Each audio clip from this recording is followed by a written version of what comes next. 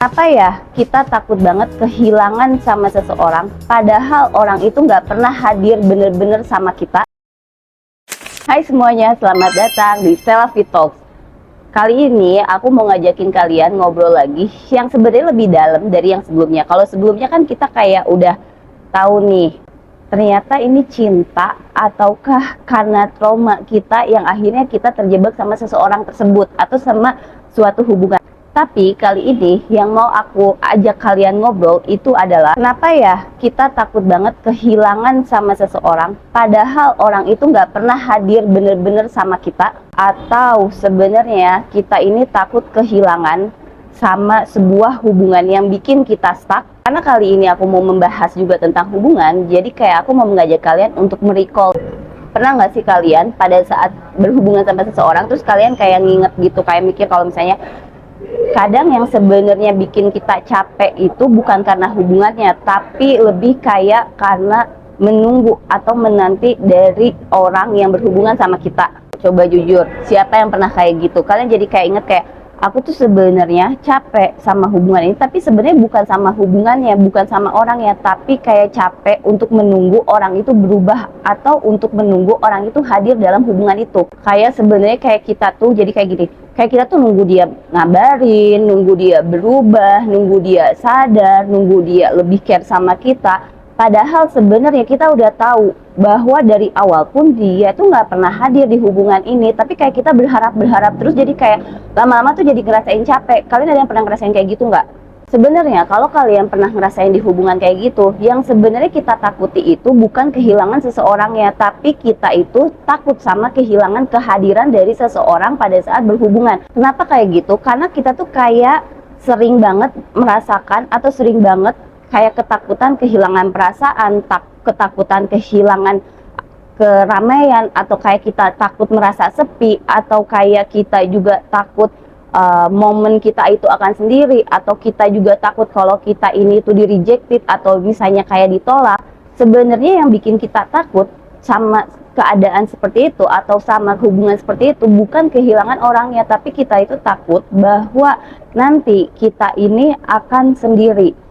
Dan buat orang-orang yang berjiwa sensitif, ketakutan seperti itu tuh sangat-sangat lebih dalam lagi dari orang-orang yang tidak berjiwa sensitif. Kenapa kayak gitu? Karena bukan hanya ketakutan orangnya, bukan hanya ketakutan perasaannya, bukan hanya ketakutan momennya, bukan hanya ketakutan kesendiriannya, tapi orang-orang yang berjiwa sensitif itu suka takut sama kehilangan energi yang selama ini ada atau energi yang selama ini hadir dengan dia. Karena apa? Karena orang-orang yang berjiwa sensitif itu kan dia peka sama energi, sampai akhirnya dia itu udah merasa nyaman dengan energi tertentu. Dan biasanya untuk orang-orang yang berjiwa sensitif itu susah banget untuk mencari kenyamanan dengan energi tertentu itu. Dan sebenarnya kalau menurut aku sendiri, kalau kita lagi di fase ketakutan itu bukan berarti kita tuh lemah, bukan berarti kita tuh kayak hilang arah. Sebenarnya enggak, tapi sebenarnya ada satu momen yang dimana kita itu ada ketakutan yang harus kita selesaikan dengan cara apa? Kita itu lebih hadir sama diri kita, bukan kita mengharapkan kehadiran dari orang lain, tapi kita hadir untuk diri kita, sehingga kosongnya rasa itu membuat kita lebih muncul, dan kita nggak akan nungguin lagi orang, walaupun orang itu dari awal udah nggak hadir, kita nggak akan bertahan sama orang itu. Jadi sebenarnya yang kita butuhkan itu adalah teman kehadiran, rasa yang hadir, energi yang hadir. Kita bisa banget loh untuk kita itu hadir untuk diri sendiri tanpa kita berharap atau tanpa kita menambah luka kita dengan berharap kehadiran orang lain. Itu tuh kita bisa banget. Dan seperti yang biasa aku bilang, para orang-orang yang berjiwa sensitif itu dia akan lebih peka, dia akan lebih cepat merasakan kehadiran, dia akan lebih cepat merasakan sebuah energi yang dimana sebenarnya untuk orang-orang jiwa sensitif itu, yang bikin dia terjebak sama suatu hubungan dengan suatu hubungan yang berharap orang itu hadir, orang itu sadar, orang itu tetap akan berubah, itu pertama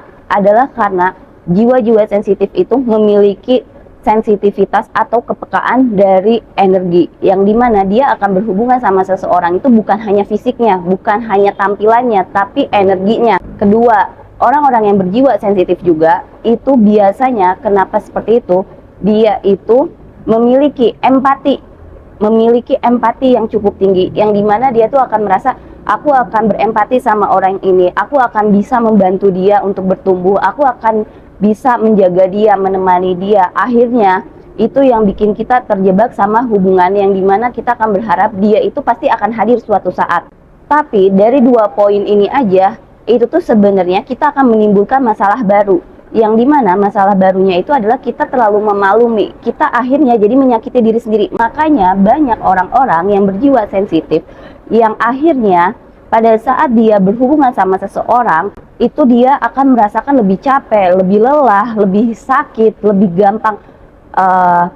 gampang terpengaruh sama energi dan lain-lain. Dan itu akan membuat orang-orang yang berjiwa sensitif pada saat keluar dari suatu hubungan, dia akan lebih merasakan sakit dan dia akan lebih susah untuk move on. Dan sebenarnya kalau bisa aku sampaikan sama kalian, kalau kalian lagi di fase itu, sebenarnya balik lagi, kalian itu tidak lagi salah, kalian itu bukan berarti lemah, kalian itu bukan berarti orang-orang yang gagal. Tapi sebenarnya kenapa kita terjebak di sebuah fase itu atau kita terjebak di siklus itu, sebenarnya ada yang harus kita lakukan. Yang pertama, kita harus sadari tentang pola apa yang terjadi pada saat di hubungan itu. Kedua, kita harus lebih mengenal diri kita harus lebih hadir kepada diri kita. Ketiga, itu kayak dorongan dari jiwa kita untuk lebih memperhatikan, lebih mencintai diri kita, lebih mempedulikan diri kita. Mempedulikan diri kita, memperhatikan diri kita bukan berarti kita itu kayak egois. Mungkin buat orang-orang yang nggak paham, kita akan dianggap seperti egois. Tapi sebenarnya kalau buat orang-orang yang paham, itu adalah salah satu cara self-love, salah satu cara kita hadir kepada diri kita. Jadi, buat teman-teman semua, kalau misalnya kalian lagi ada di fase ini, balik lagi. Di sini aku bukan mengajak kalian untuk kayak langsung memutuskan hubungan kalian, enggak.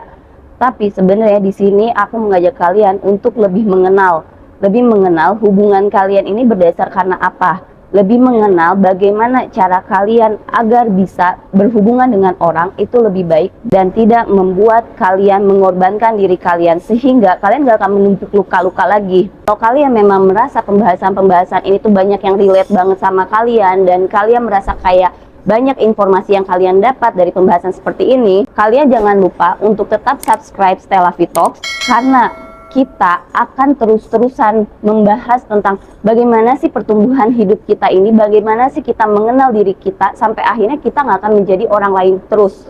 Buat kalian yang memang pengen mengenal pola-pola jiwa kalian, pola-pola hidup kalian, dan kalian pengen explore diri kalian lebih dalam, kalian bisa kunjungi Ruang Lavi. Dan kalau kalian memang suka pembahasan ini tapi lebih fun, lebih chill, lebih santai, lebih anak muda, kalian bisa kunjungi Selfie Life. Sebelum aku mengakhiri episode kali ini, aku ini cuma mau mengajak kalian untuk kita sama-sama mulai mengenal diri lebih dalam, mulai menerima diri lebih dalam. Karena apa? Karena kita akan mulai bertumbuh dimulai dari tahun 2026 ini. Terima kasih. Aku nggak konsen ngeliat kamu. Oke, jauh itu. Dah. Mengingat lagi.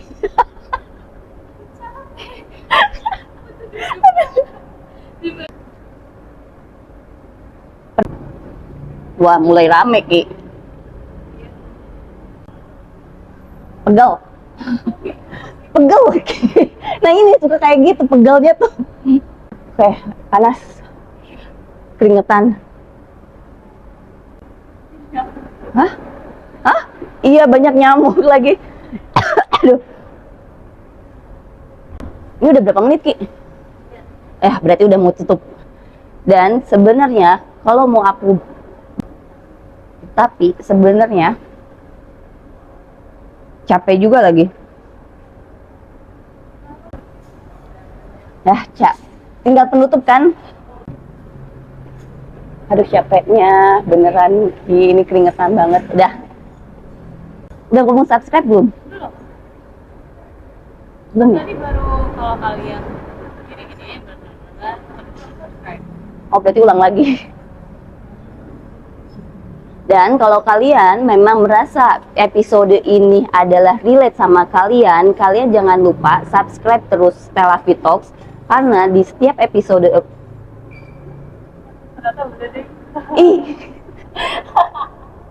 Kakak udah kak. Terus tadi sampai mana? Aku loading. Aku juga sama. Aku nggak suka hawa di sini. Panas banget.